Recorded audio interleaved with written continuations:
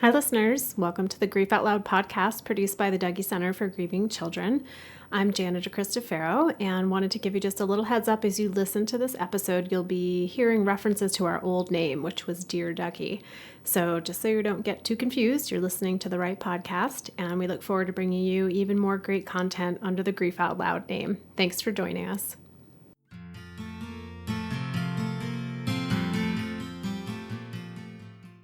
Hello, everyone, and welcome to the Dear Dougy podcast, produced by the Dougy Center for Grieving Children. I'm Jana DeCristofaro, and thank you for tuning in today. This podcast is meant to open up the often avoided conversation about grief. While loss is something we will all experience throughout our lives, when it occurs, most of us are left not knowing what to do, how to feel, or how to talk about it. So whether you're grieving a loss or wanting to support someone who is, we hope these podcast conversations lead to a better understanding of grief and also give you some ideas and inspiration for how to show up for yourself and those you care about. A lot goes into talking about the people in our lives who have died. Who do we tell? What do we share? And not only about the person and what they meant to us, but about how they actually died. The words we choose, past, lost, died, are heavy with meaning and emotion. Sometimes we choose words to make other people feel less uncomfortable, and sometimes the words we choose are the only ones we can make ourselves say out loud. How we talk about the death can be as personal and unique as our grief is. Joining me today is Sarah. Hi, Sarah. Hi, Jana. Thanks so much for joining us. Yeah, thanks for having me. Sarah and I have known each other for, has it been almost 10 years now? I think 6. 6 years? I think so, yeah. Yeah, 6, Sarah and I are buddies from the yoga world, but our lives overlapped when Sarah's younger brother, David, died just over 5 years ago. And Sarah, could you share a little bit with us about David and his death? So for 3 days, my family didn't know how David died. We knew it was a homicide, but no details. It was a relief when we found out he died instantly and did not suffer. Violence was personal. TV violence, video games, and figures of speech, all were real and felt. His death was public. I felt lost, terrified, and alone. 5 years have passed, and although I still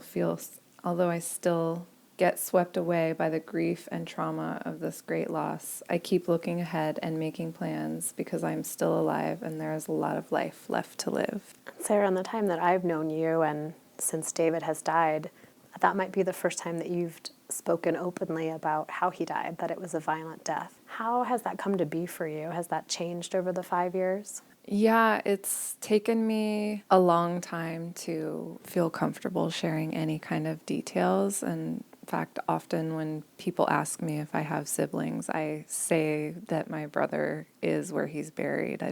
Unless I get to know somebody better, I don't really even say that he's not alive because it's been so hard for me. And I think I've done a lot of work around losing him, and it's felt so private because it was so traumatic. It's hard to separate my trauma and grief. I think in order to protect myself, I've been more comfortable sharing less. And I think over the last maybe 6 months or a year, I've realized that I don't want to feel so isolated with that information, and I feel maybe a little bit less shame around it. Shame as in like there must have been something that was bad about him or bad about you, or Yeah, bad about him or bad about my family. It's so surreal, and the way he died is so surreal that it's hard to share it because I want to protect people because it's so hard to believe that I think that I even separate myself from it at times. like it's hard enough for you to even think about it, never mind to put it into words and share it with other people. Yeah. Where do you think that shame comes from? Honestly, I'm not sure where it comes from. I think it feels to me like because David was so young and full of life, I think as I'm speaking to you now, it feels like when I think about it, when I think about shame, it feels like punishment. I feel like he was taken away in such a way that he wasn't sick. He wasn't, he was walking home from work. And when I'm thinking about it right now, it feels like a punishment. Like he was taken from my family. He was taken from his friends and the community in such a violent way. like we're being punished.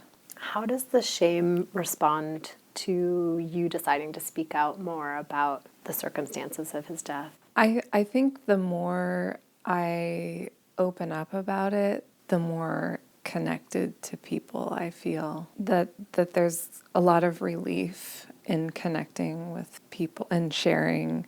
I still don't share so many details with people, but I will say a little bit more that he was murdered or killed or something like that. And I think people seem to be really kind and wanting to connect, and like the shame is inside of me. It's not validated by other people's responses. Not at all. And that's different than what maybe you were initially expecting. Yeah, I don't know what I was expecting. It's such an unscripted life. It's really hard to navigate because I don't know a lot of people who have lost somebody in such a violent way. And even if they did, each person is different, so there's no script to go by. You mentioned too that people responded with kindness when you share with them about David's death. And how has kindness been a part of your grief? Well, I think I've been really kind with myself in allowing myself to grieve in ways that are helpful to me that maybe aren't traditional way. I don't know what a traditional way What is of grieving traditional? is. Yeah, that's a funny thing to say. And yet I think that I have allowed myself to seek comfort in ways that feel good to me. And I think part of not sharing for so long has been self-preservation. Yeah, so I think there's been kindness towards myself and not having expectations about the way things should look or what I should be doing or, that shoulding. And did that come easy to you? That I'm going to do whatever it is that works best for me? And in some ways it did. I've always been pretty stubborn. I live in a town that's kind of not super close to where the rest of my immediate family lives. And so I have had a little bit of freedom and maybe more like room to breathe where it wasn't like constant reminders of my brother everywhere. I mean, when I go back to that town, he's everywhere. I mean, that's where I knew him. That's where we spent the most time together. So I think that I feel fortunate to not live in that town and to have my own experience. And at the same time, that's been isolating because in that community, there are a lot of people that knew him, and here, not so much.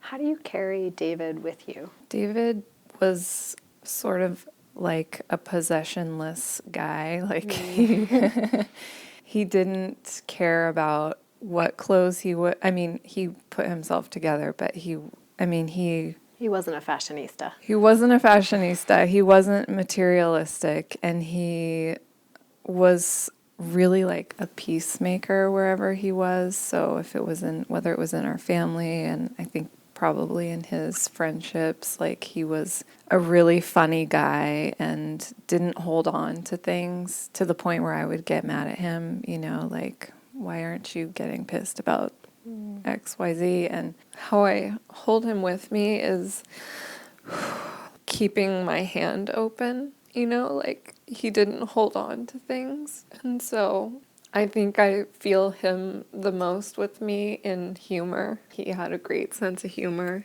and he saw the best in people. It seems like he was pretty easygoing about things that maybe you would have had a really strong reaction to. Yeah. And you physically opened your hand. When you said you try to keep your hand open, what does that mean? That means having less of a grip on whatever I'm maybe worried about or obsessing over or really wanting. It's like this ability to like be open to what comes and goes. Less grasping, more receptive. Yeah, it's hard to say.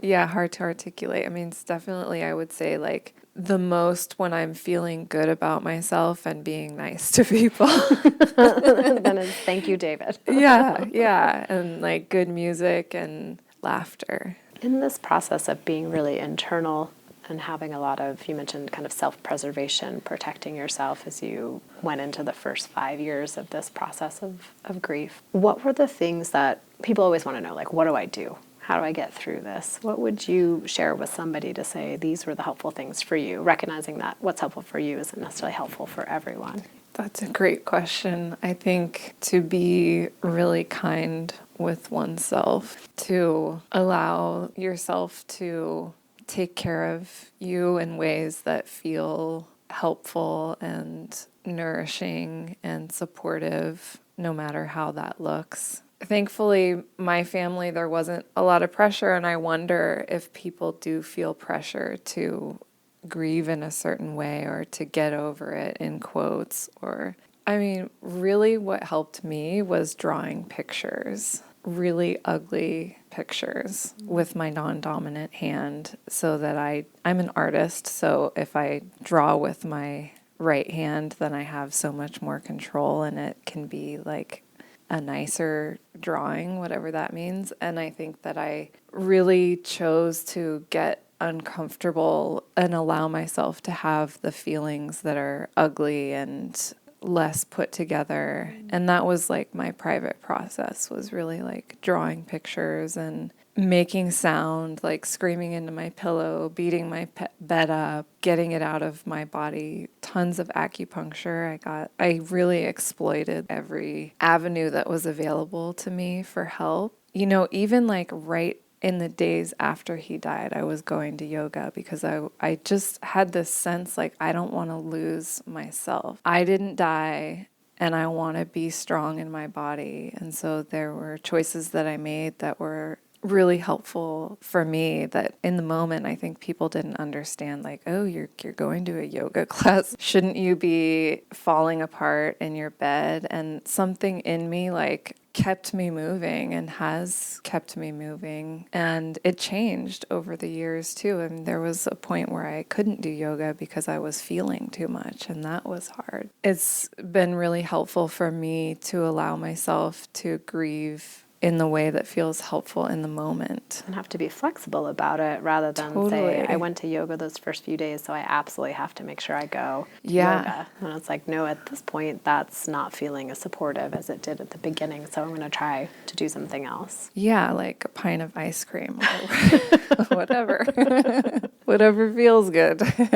The other thing people ask us about a lot is, you know, what do I do for myself? And then a lot of people wonder, how do I support someone? How do I support my friend? How do I support my family member who's grieving? Are there things that people did or said that felt useful, helpful, comforting? It's hard to remember. There's a lot of blurriness in my memory. And what still stands out to me, although it's lessened over time, is the violence in everyday language that is not helpful, especially because the way he died was so violent. Or it's really apparent to me the way that violence is so casually used in language. So I remember that really standing out, and still does at times, but like I said, not as much. So that felt really inconsiderate and frustrating. And also it's like, okay, this is happening all the time. It's been happening, and now I'm just aware of it. So that's something that was not helpful. So for people to be more aware of the language that they're using in maybe an offhanded way. Yeah, and I think that's generally in a culture.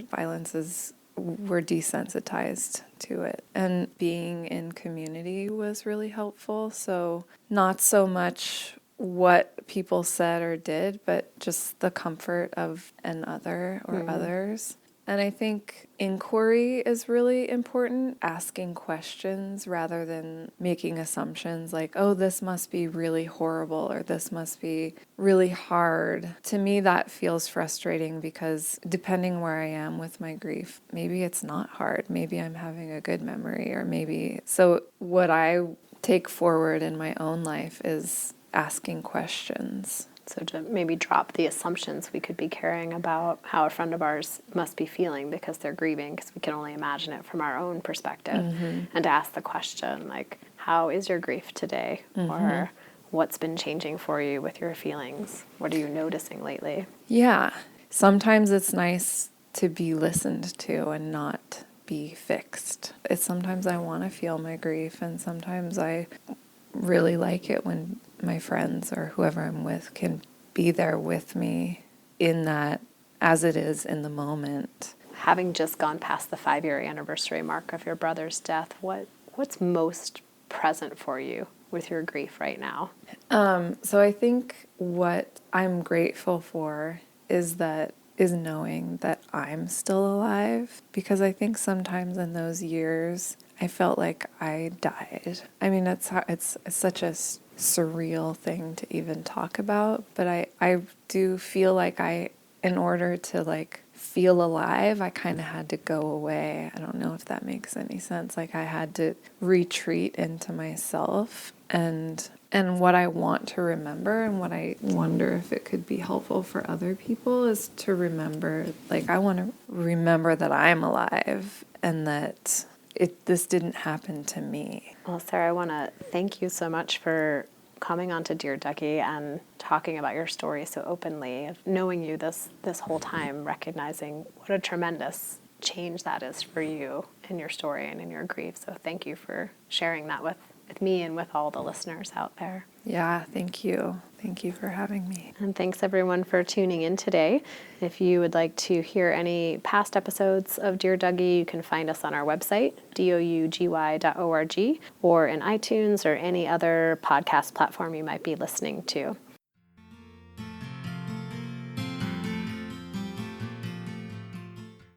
Thanks for listening.